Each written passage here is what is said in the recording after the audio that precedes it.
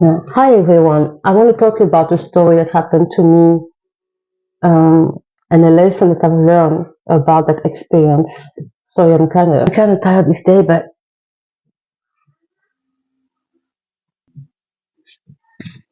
so the story is simple. I was invited by a friend of mine. It happened many and some years ago. It's too much said, many years is too much said, but some years ago, and I was invited by a friend to a radio show. Yeah, it was a radio show because the host was looking to have people who were in a specific NGO that was known in my hometown, a serious organization that was in my hometown that really had a kind of, I don't want to say it's kind of, it had a very strong impact in my hometown. And it, how do you say that? It triggers some many questions about the activities because the people were going at this NGO for some reason had way to. I will try to not be too open about that, but just a lesson I want to get you to do. So here, so it it it that association.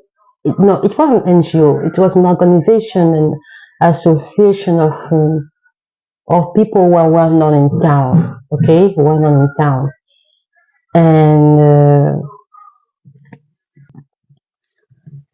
so it was quite making some noise in town, like a lot. And me, I happen to belong to this association, not because upon never make me go there. I decided to do it myself, and I was convinced to be a part of it. When you try to emancipate or do everything on your own, then yeah, yeah. And I was younger than that, so yeah. So there were many questions about some of the leaders. So in different branches of that organization, it's mostly like another organization. And then my friend who knew me, my friend actually was a little bit older than me. He was kind of older than me. He was a professor, English professor at university, and he was often traveling because he went to stay in London for English studies as well, and to go back to train again, because he was teaching also. And he traveled to where else?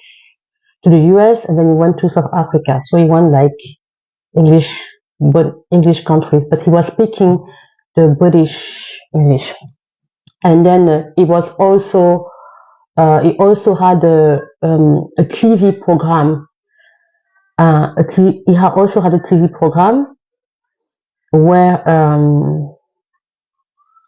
a TV program where he was hosting, people for conversation, discussion, and stuff. But it wasn't like a place to debate. It was some place that, for kind, not entertainment, but kind of something uh, more relaxed and such. So the guy, of course, if you are in the media world, you meet people of the radio as well because television and radio is not really different.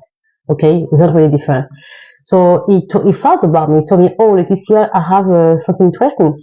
Would you like to talk about your organization with two other members of different branch of your organization?" I say yes, but so he told me, "I have a friend in the radio show." At the time, we had the radio, the well-known radio, Pan-African radio, Africa numéro 1. It was the best of the best of the best at the time. And yeah, because Africa numéro 1 recently closed the door. Africa numéro 1 was very old, okay? And it was, everywhere in Africa, and I mean, in the French African, I think in the French African countries, but also in France. Africa numéro un was one of the best radio. We have Pan African radio, and it was based in Libreville, my hometown. And that's why most of the celebrities, African or whoever were coming, is usually passed by Africa numéro un. Because when you are an artist, you need the TV and the radio. You need the TV and the radio.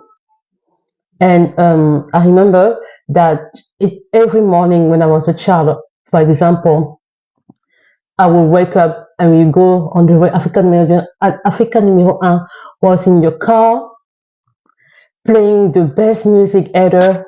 So when you wake up, you wake up, you have Africa numéro un. I mean, you go to your car.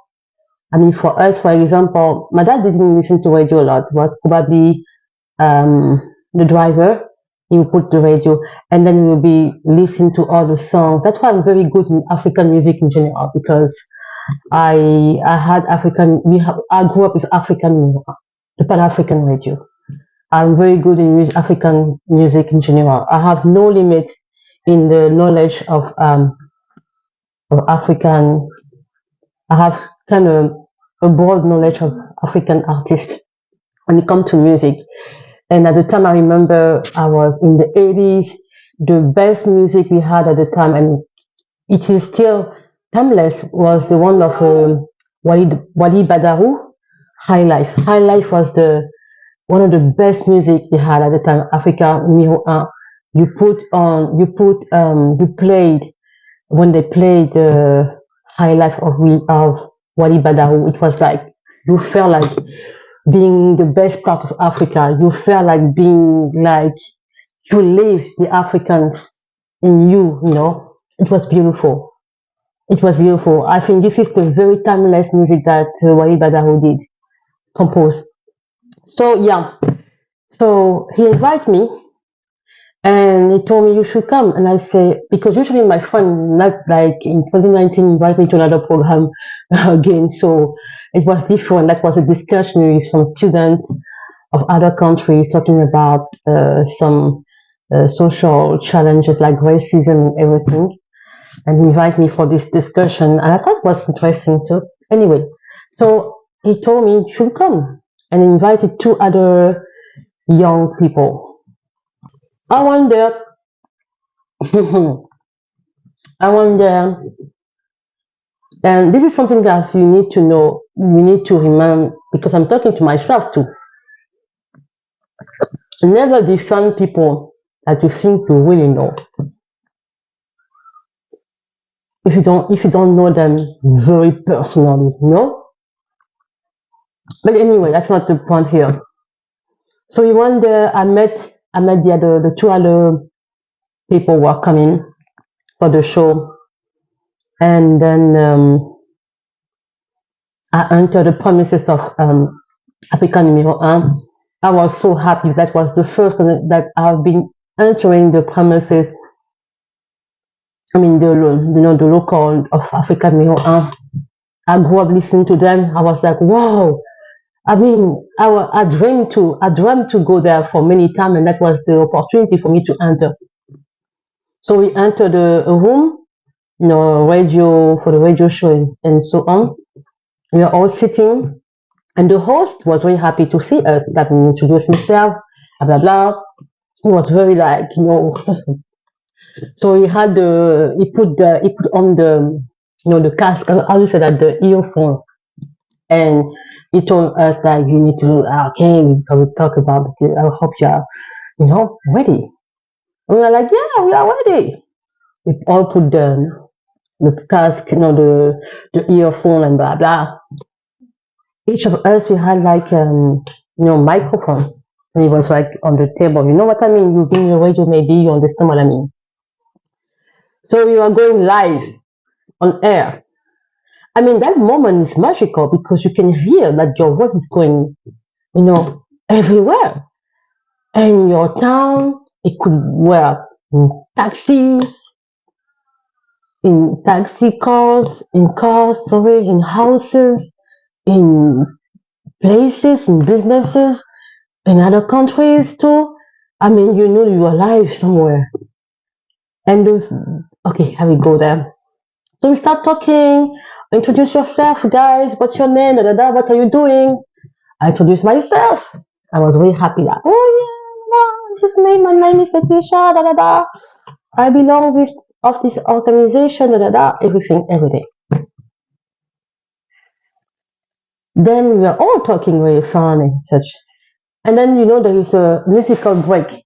There is the musical break at the time on the radio show. There's always a musical break. So they had a break. We were like just happy, turning there on the seat. Suddenly, we saw a man coming. We were like, huh, who is it? My friend was behind the window, was doing stuff like that. Ah, it's good. No, encouraging.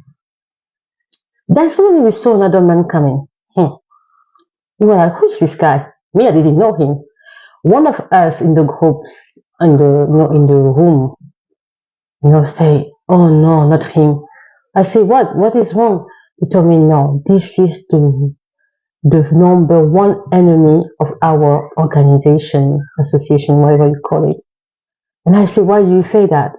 He has been attacking our leaders for years, publicly, on TV, everyone had the chance to talk trash about our leaders. I start to think like, oh, what's going on? The radio host was even more excited. Now it's going to happen a debate. I was like, I wasn't prepared to start a debate. And I didn't even talk about it to my leaders before coming here to the person in charge of the organization and whatever. One of the people. And then I'm here and I'm going to debate about one of the people, one of the men who really dislike them. What am I going to say now? What happened? The guy entered the room. Now, musical break is over. We are going to go back to the discussion. Now it's time for debate. I say, what debate? What? Is he serious? I look my friend to the window like, you didn't tell me you're going to have a debate. Put back your earphone. We put back the earphone. We put back the earphone. The microphone was on. Debate. Yeah, the man knew the origin of the organization, everything from day one. He knew each of the leaders. He was calling us live on the radio. And then he made, and that was positive. That wasn't positive at all. And he kept saying no, what you say is a lie. No, that's all he could say because it was so humiliating live on the radio. At some point, at the moment, I want to ask that, stop. I couldn't. And then how we are women, because there were two guys, me, I was the only girl, only girl, of course. I was about to be emotional break. He was talking emotional. I became kind of emotional, like I didn't know what to say anymore. Yeah, and he starts saying, yeah, because I involved into politics and they pretend they are. In France, we say apolitic. I don't know how they say it in English. Like they're not interested in politics and that, but they are really interested in it. He said so many things. Okay, I'm not gonna get into that. But then I was defending, like, no, this is not true, and then that at a moment of the conversation, he talked about sexual allegation, sexual abuse, sexual assault, sexual this, sexual that. That's when it became very sensitive. When he said that, he told us that live on the radio. I have many information about that. I have people who can girls, young ladies, young girls who testify about that. And there is also, yeah, yeah. And when you talk about these kind of things, then you have to be careful. Okay, that's especially when you give details like the time, the day, the place, and with conviction. That's when I start being afraid that No, this is not a joke now. And then the radio, we were, it schooled us. I mean, he was now in control of the show. Now it was him. I mean, he was just talking to us. Now we couldn't talk anymore. We were just listening to him. And then at the end, he say, young people, you need to know with who you are dealing with. We left the radio there that day. I was crying. I was humiliated. I mean, I felt humiliated. Like, why did I go there? So we were sitting. I told my friend, why did you say? What did you invite me for this? But it was a good experience, though. And later on, really, I mean, the guy he saw us because I was I was down. I was down. Huh? I'm telling you, I didn't know if I would go to the activities the day after because I was scared. I was like, if I'm going there, not scared, but I was kind of anxious that if I was going at the activities and see all the people who are in charge, they will know that I was on the radio live, okay, African Male R. And then I talk about them, and then I, I felt like a little bit guilty that I didn't, a little bit guilt that I didn't find words to defend, you know. The only thing I would say is it's a lie, it's a lie, it's a lie. So I couldn't say anything because one, I wasn't even ready for the debate. Two, the guy he knew like he knew everything. Like he was very, So I talked to my friend, I said, do you know him? And then the two others told me, you don't know him? I said, no, I don't know him. They told me this guy is on TV every time. He's debating. I mean, he's good in debate. Like like invincible. He's good in debate. You should. I mean, I thought you knew him. I said, no, I don't know him at all. I didn't watch his program. I don't watch his program on TV. My dear, now tune on the TV every weekend. You will see him sitting. He talk philosophy. He debate philosophy. He debate religion. He debate politics. He debate most of the stuff. But we could do nothing against him. Like, really, the guy was, a very smart guy. So he saw us talking about him outside. He looked at us like, what's wrong? Are you sad? He said, what's wrong? Are you sad? I was like, he was angry. I didn't even talk to him. Then I told him, look, what you did was wrong. He said, what is wrong? I just told you the truth. And by the way, I invite you because I'm going to publish my book very soon. Okay, I invite you to come and, maybe buy the book. And maybe now you will see what I'm talking about with facts. Okay, you don't know always people, you defend people. You need to know who they are. And he said, you are young. You will learn. Okay, you will learn. Okay, I wish you good luck. He left. He was laughing. He left. That guy, I just dislike him.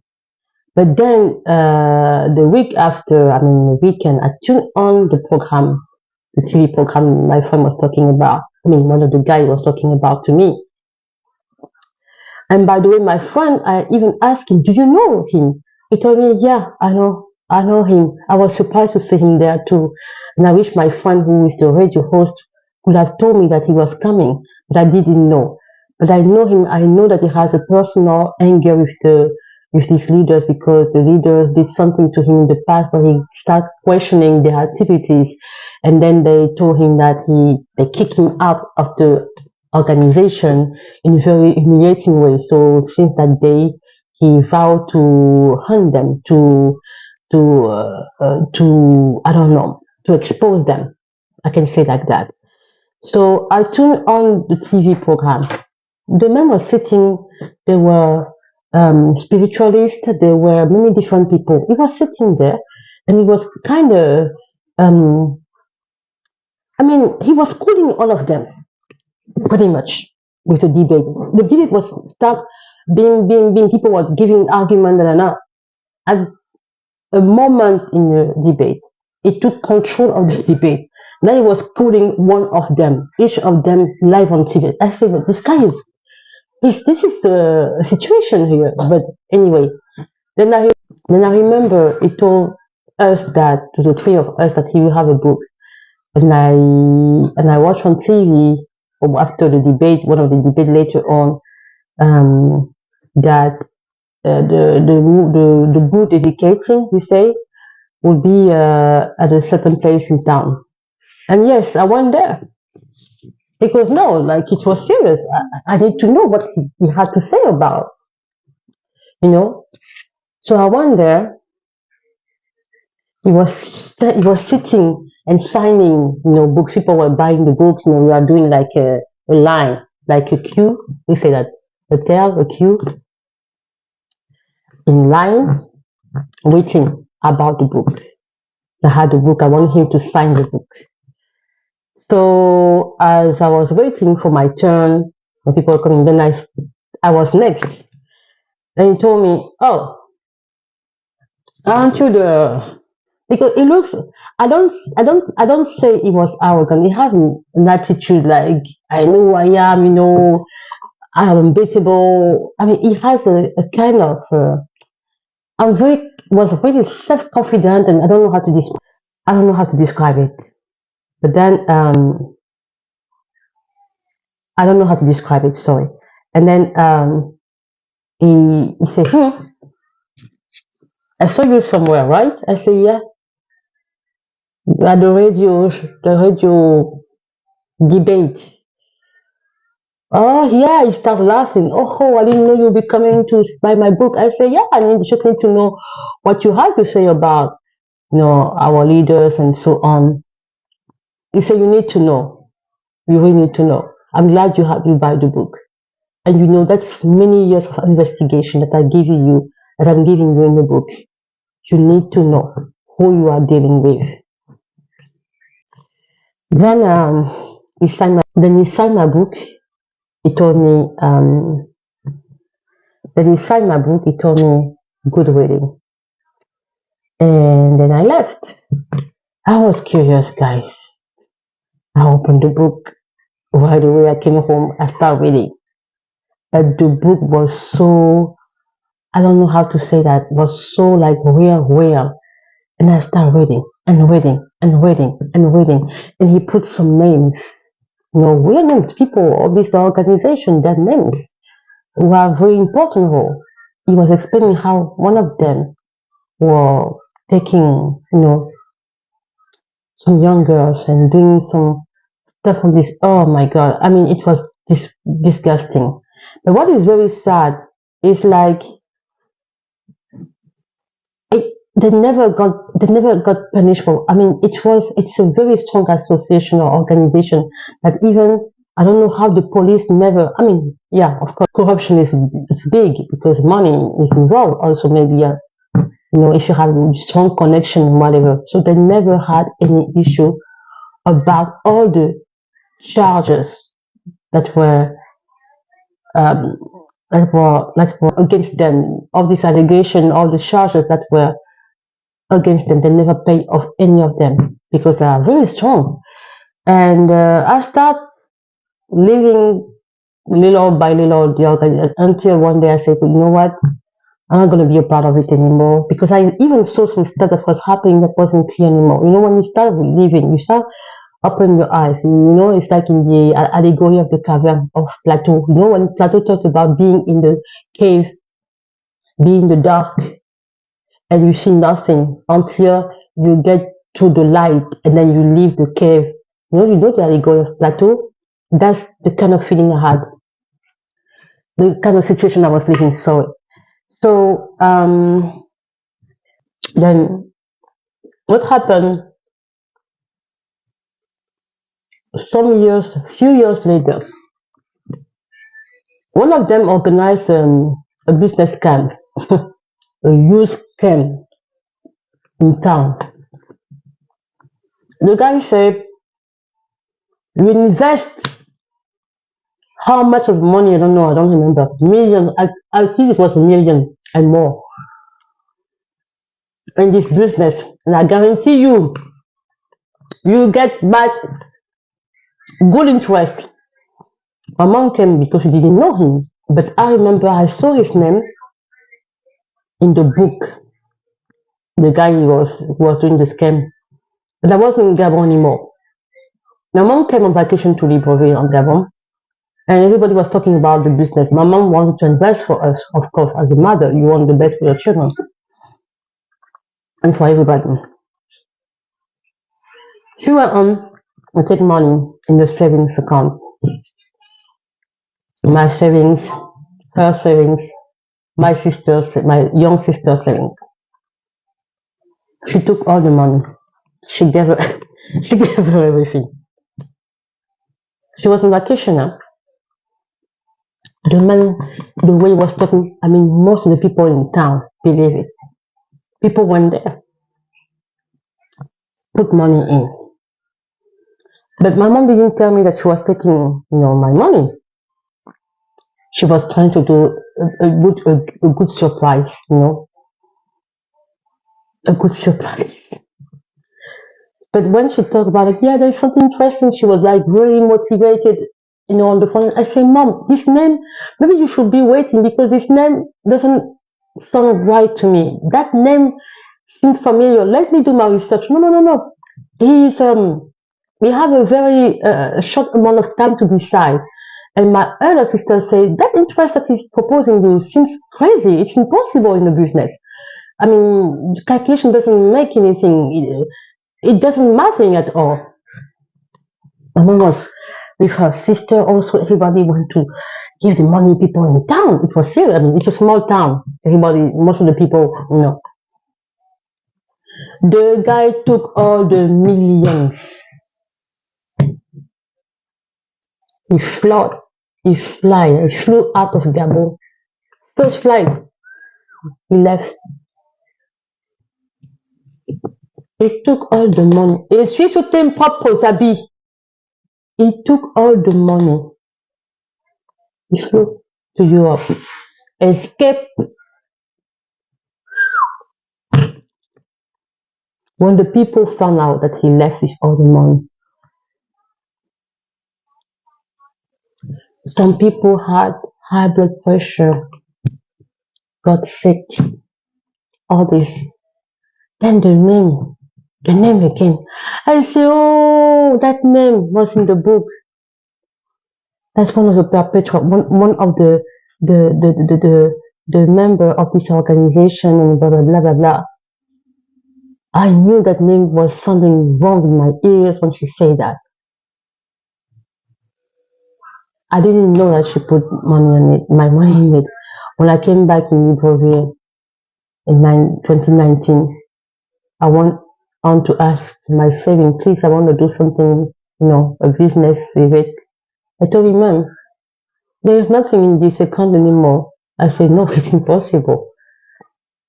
And I called my mom, I called my sister to start laughing on the phone. She was laughing. She said, oh, you don't know? I said, I don't know. What happened? Ask mom. And I called my mom couldn't talk. She told me I tried to invest money in the, remember. I said, Mom, you didn't ask me my permission. This is something if I'm an African parent. You need to know your limits sometimes because African parents always want to see their children as if they are always small, small, small. I don't understand that. Their children become adults. We are adults. Why do you always feel like... Anyway, that's another discussion. Not for today. I was like, huh? Mom. Yeah, she couldn't speak. I mean, I saw the intention was good, but it would have been good if she told me that she was trying to do that. But anyway, that's what happened. So yeah, if you don't know people personally, do not say all the good words about them and blah blah blah. It was a good experience for me. Okay, bye.